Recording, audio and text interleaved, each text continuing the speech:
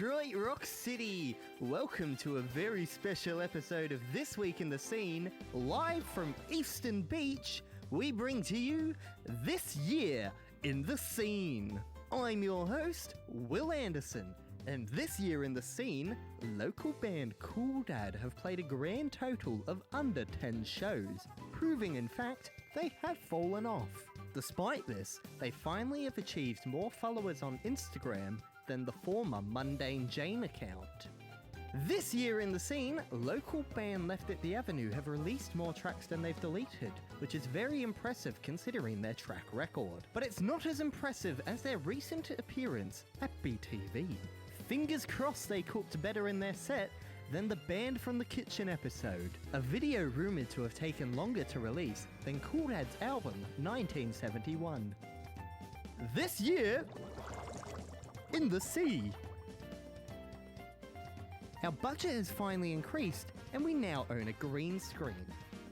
This is thanks to this year's sponsor, local Geelong bands who discovered Wonder Horse. Now a word from our sponsors. Thanks to our sponsors, we can finally remember what happened on the Rome tour. This year in the scene, Cade Baker's Low Taper Fade. Oh. This year in the scene, Jasmine Adria stole Cool Dad's drummer. That is all. This year in the scene, Parakeet have released their sophomore album, Avalon to Avalon. Hardcore fan, commonly known as Liv the Sassy Sasquatch, unironically streamed their opening ambient track over 1,000 times. That is more streams than 1971 has got in total. This year in the scene! Violet have finally released an EP, as well as signing to Gonzo Management. I wasn't aware that the Muppets were such big fans of Detroit rock music. This year in the scene, Operation Karma return alive and well as a three-piece.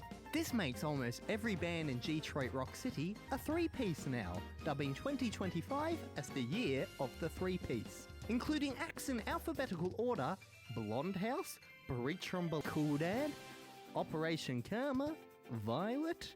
I'm sure Parakeet was in there somewhere. This year in the scene, we had the first ever Dead Pretty Fest, which was to celebrate an array of local bands, as well as special guests, EP.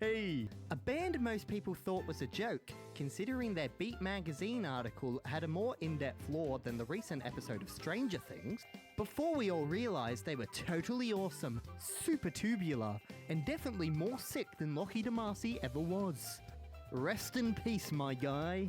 This year in the scene, Will Anderson recycles the same joke for the 5th time. Finally, we would like to thank you all for all the love you showed to us this year.